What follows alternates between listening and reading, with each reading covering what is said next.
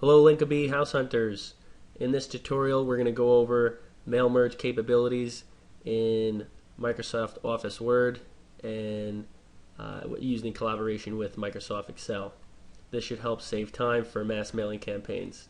For those of you that don't have Microsoft Office installed or access to it, there is an alternate option. It's called OpenOffice, made by Sun. You could see here Sun Office Suite brings up OpenOffice, and it's very similar. It should have almost the exact same capabilities. Obviously the menus will be most likely different, but you should be able to accomplish the same thing. So moving forward, you would have your list most likely in Excel sheet. Your first row would probably have the seller's first name, last name,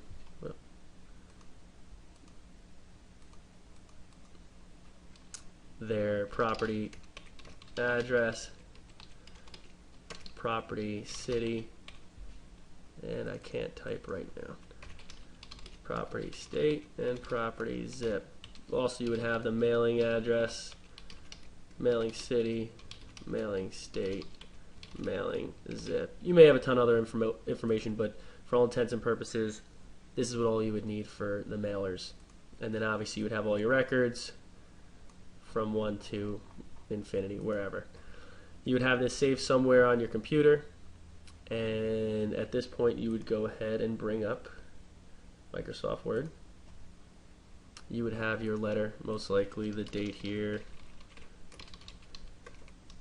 seller's name, address, dear so-and-so, your entire body of your letter, and then sincerely your name. Linkabee House Hunter. So once you had this, obviously, instead of going through each of these documents for all of your prospective sellers, you don't want to go through each one and highlight the name and type it in. You want this just to get populated, loaded from this list. Click print and you're done. That's a very efficient way to do mass mailing. So what you would do is, this is version, I think it's 2010, if we could find the help somewhere in here. Okay, I believe it's 2010. At any rate, the top tab here is mailings. You would just go here, select recipients, use an existing list, then you would go ahead and navigate to wherever it's located on your computer. So if I was using, let's just say for sake of argument, let's just bring up one of my lists. Let's bring up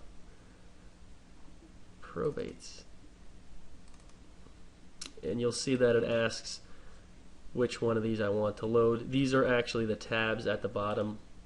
See where I have it labeled sheet 1, sheet 2, sheet 3. That's by default. I relabeled them according to the county.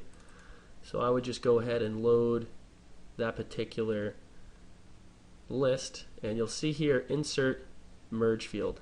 So here's all the fields that I have, but I could choose which one I want to load in the document. So even if you had a bunch of other information here, wherever you're getting your records from, if it's foreclosure, it may be days in default, how much the judgment amount is for, etc. But as long as it has this information that you're using for mailing, that's fine. And then you could select from here the mail merge fields that you want to go ahead and enter in. So for example, if you were saying dear David, blah blah blah, whatever it may be, that would be first name, the rest of the body, etc.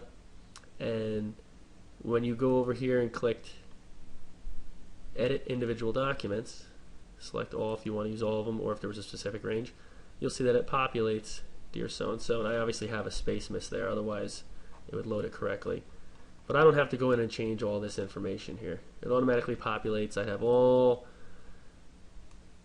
the personalized letters. I click print and they're ready to go. And you'll see the space. The reason why that didn't space correctly is because I didn't have it here. Otherwise it would load fine. So I will give you a quick example of what this looks like from the documents I use. Let's just take my main template for probates.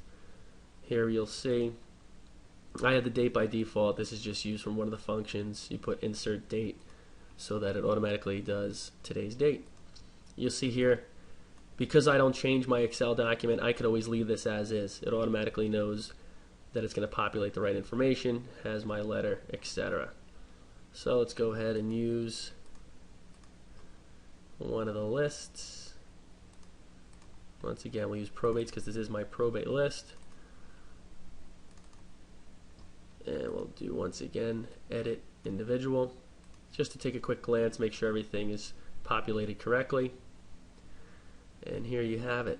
It loaded all of the records. So you'll notice one thing here is that the font looks different. Now I don't know if that's a setting with the Excel. It may happen to you, it may not. What I usually do is I just do a select all, and I could specify the font and the font size that I want to keep for everything. And that's a little big, but you could find out what works for you. So that's how we can do the mail merge for the body, and we could also do this for the envelopes. So if we merely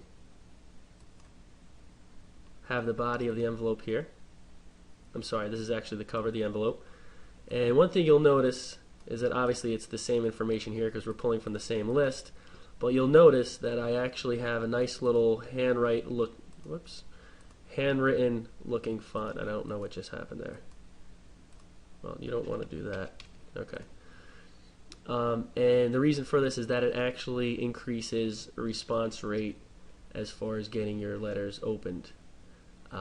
If it's just printed on a white envelope, typically the homeowners might think it's a bill, especially if it's the homeowner's in foreclosure. But for whatever reason, these seem to work out nice, and you could download handwritten fonts throughout the internet. And basically you would just do the same thing. You would click mailings, use existing list, and if I chose the same one because it's my probate list, you will see once I go to edit all, here is all the envelopes. So I merely just print these, print out the other ones. It's important that if you're going to be doing a lot of them, especially since it almost feels like you become a robot, you want to keep these in order, or else you'll find yourself just going through the motions, and then if one's out of order, they're going to get the wrong personalized letter sent to them. And last but not least, one of the other interesting things is that you can get your own handwritten font, so that if you don't like the one that I'm using and you feel you want to make it even more legit, there is a way for you to go ahead and create your own font by using a scanner and uploading it to a website that will basically scan your font, scan your handwriting, and create a font.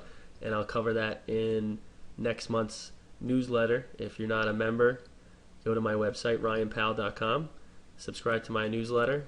I put a lot of helpful hints just like I'm trying to provide here. And hopefully we will see you on the next tutorial.